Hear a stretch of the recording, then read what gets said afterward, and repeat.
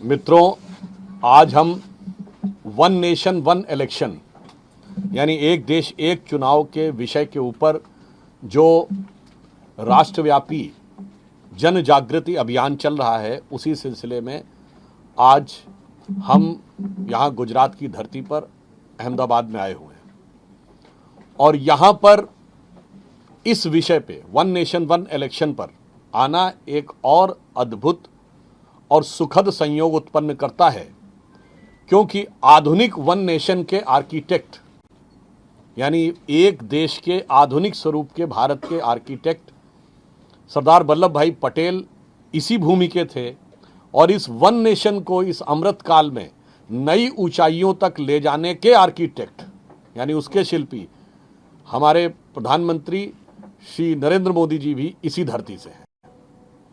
और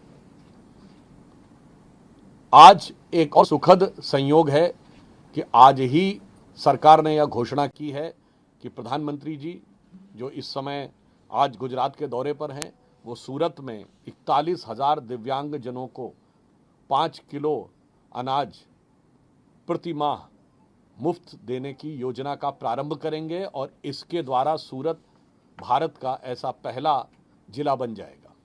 अर्थात एक तरफ प्रधानमंत्री श्री नरेंद्र मोदी जी के नेतृत्व में भाजपा और एनडीए की सरकार देश के हर वर्ग को सशक्त करने में, मजबूत करने में और राष्ट्र की मुख्य धारा में सम्मिलित करने के लिए कृत संकल्पित भी है और प्रयत्नशील भी है।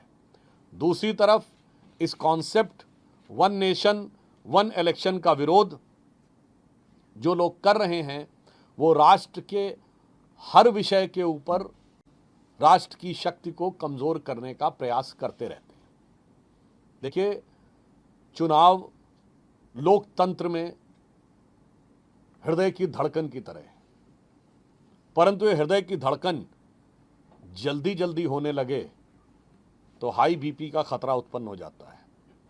इसलिए इस चुनाव को जो लोकतंत्र का पर्व है, अब पर्व भी अगर ज्यादा जल्दी जल्दी आने लगे तो कामकाज बाधित होने लगता है। तो इस दृष्टि से लोकतंत्र के इस पर्व और लोकतंत्र के हृदय की धड़कन को नियमित, व्यवस्थित और राष्ट्र के स्वास्थ्य के सुचारू संचालन के लिए करने के लिए ही हमारी सरकार ने या प्रधानमंत्री जी ने यह अवधारणा दी थी और पूर्व राष्ट्रपति कोविंद जी की अध्यक्षता में एक कमेटी गठित हुई जिसने अपने कुछ सुझाव दिए हैं।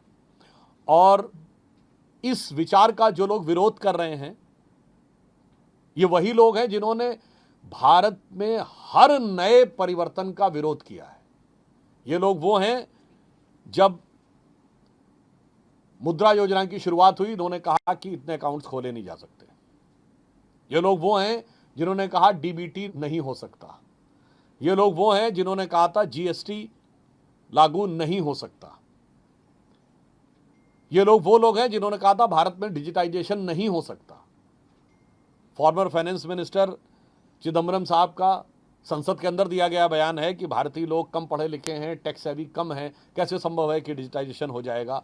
परंतु प्रधानमंत्री श्री नरेंद्र मोदी जी को भारत के जन जन की सामर्थ्य और सूझबूझ पर पूरा भरोसा था और आज जीएसटी सुचारू रूप से चल रहा है और डिजिटाइजेशन में भारत दुनिया का नंबर 1 देश बन के आया है और दुनिया में 48% डिजिटल ट्रांजैक्शन भारत में होते हैं, जो अमेरिका और चीन दोनों को मिलाने के बाद भी हम उनसे ज़्यादा ट्रांजैक्शन कर रहे हैं। अब इस विषय के ऊपर मैं बताना चाहूँगा कि वन नेशन वन इलेक्शन 4 कारणों से जरूरी है। नंबर 1 फंक्शनल, व्यवहारिक reason, number 2 political, number 3 constitutional और नंबर 4 सोशल।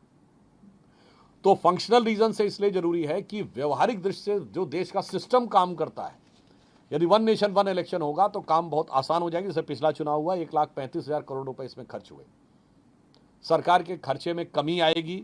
एक स्टडी के अनुसार जीडीपी में 1% तक का ग्रोथ हो सकता है यदि चुनाव साइमल्टेनियस होना शुरू हो, यानी साथ साथ होना शुरू हो।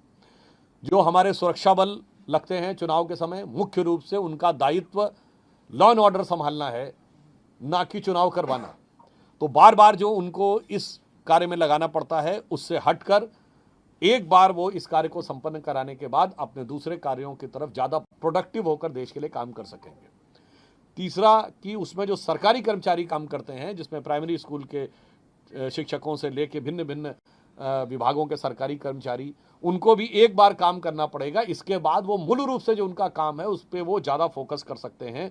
अर्थात फंक्शनल दृष्टि से भारत की एक पूरे सिस्टम को बहुत बेहतर और सुचारू रूप से चलाने में यह one nation one election role play कर सकता है। दूसरा है पॉलिटिकल। देखिए, प्रधानमंत्री जी ने भी ये बात कहा कि यदि एक बार सारे चुनाव हो जाएं तो हमारे यहाँ जो कॉन्स्टिट्यूशनल परिभाषा है वो क्या है, गवर्नमेंट का मतलब सेंटर और स्टेट दोनों है। किसी भी पार्टी की सरकार हो राज्य में, एक बार तय हो जाएगा कि ये मुख्यमंत्री रहना है तो 4.5 साल सब मन लगा के काम करेंगे। प्रधानमंत्री जी ने कहा कि भाई मैं भी राज्यों के साथ मिलकर देश के विकास को आगे बढ़ाना चाहूंगा, मगर जब बार बार चुनाव होते हैं तो चाह कर भी कोई राज्य सरकार हमारे अच्छे काम का भी समर्थन नहीं करती, विरोध करती है, और मुझे भी उस राज्य में जाकर उनकी कमजोरियां बतानी पड़ती हैं। अब यदि चुनाव एक ही बार में हो तो वही कमजोरियों को अकेले में बताकर और राज्य सरकार भी ईमानदारी से उस कमजोरी को समझकर सही ढंग से काम कर सकती, चाहे किसी भी दल की सरकार हो। तो पॉलिटिकली ये देश की व्यवस्था के लिए बेहतर होगा। और एक और भी बात आप समझ सकते हैं कि जो लोग ये कहते हैं कि एक राज्य में एक साथ होने से क्षेत्रीय दलों को नुकसान होगा, तो यहाँ पर मैं स्पष्ट कर देना चाहता हूँ कि 2019 का लोकसभा चुनाव था, लोकसभा के साथ ही उड़ीसा, तेलंगाना और आंध्र के चुनाव हुए, तीनों जगह गैर भाजपा सरकार बनी और हमें 303 सीटें मिली। 1999 में महाराष्ट्र में एक ही दिन चुनाव हुए और लोकसभा में हमें 10% अधिक वोट मिला विधानसभा के मुकाबले। तो ये कहना भारत के मतदाता के विवेक पर प्रश्न उठाना है। तीसरा है कॉन्स्टिट्यूशनल। संवैधानिक दृष्टि से अगर कोई ये बात कहे तो मैं सिर्फ ये कहना चाहता हूं, संविधान निर्माताओं ने जब भारत में लोकतंत्र की कल्पना की तो उन्होंने तो नहीं कहा था अलग अलग इलेक्शन होना चाहिए। उन्होंने तो एक साथ ही पूरे देश में चुनाव की बात कही और 52 से लेकर 67 तक एक साथ चुनाव हुए। तो यदि कोई व्यक्ति इस पर संवैधानिक प्रश्न उठाता है, इसका मतलब संविधान निर्माताओं के मूल मंतव्य का वो मजाक उड़ा रहा है। दूसरा, एक दूसरे ढंग से constitutionally one nation one election लागू है। कोई एमएलए या एमपी की सीट बीच में खाली होती है त्यागपत्र से अथवा उसकी मृत्यु से, तो एमएलए और एमपी का जो चुनाव होता है वो शेष बचे हुए टेन्योर के लिए होता है। ऐसा नहीं होता वो कहता आज से मेरे 5 साल शुरू हो गए, नहीं, वो बचे हुए कालखंड के लिए होता। मैं स्वयं जब पहली बार राज्यसभा आया तो स्वर्गीय श्री अरुण जेटली जी की मृत्यु से जो सीट खाली हुई उनके देहावसान से, तो मैं बचे हुए टेन्योर के लिए आया था। बहुत सी ऐसी चीजें। इसका अर्थ क्या हो गया कि संवैधानिक दृष्टि से एक डायमेंशन में इस समय भी वह व्यवस्था लागू है। तो राज्यों के स्तर पर लागू करने में जो लोग कह रहे हैं कि कॉन्स्टिट्यूशनल प्रॉब्लम है, वो हमारे कॉन्स्टिट्यूशनल फोर फादर्स के दृष्टिकोण का भी अपमान कर रहे हैं और आज में जो व्यवस्था है उसे भी स्वीकार करने को तैयार नहीं दिख रहे हैं। और इसके साथ साथ एक ही बार में सारे इलेक्टोरल रोल हो जाएंगे जो सारे चुनावों के लागू होंगे, तो चुनावी प्रक्रिया को भी और बेहतर बनाने में इस बात में सहयोग मिलेगा। और चौथा पॉइंट जो मैंने कहा सोशल, वो सबसे महत्वपूर्ण है।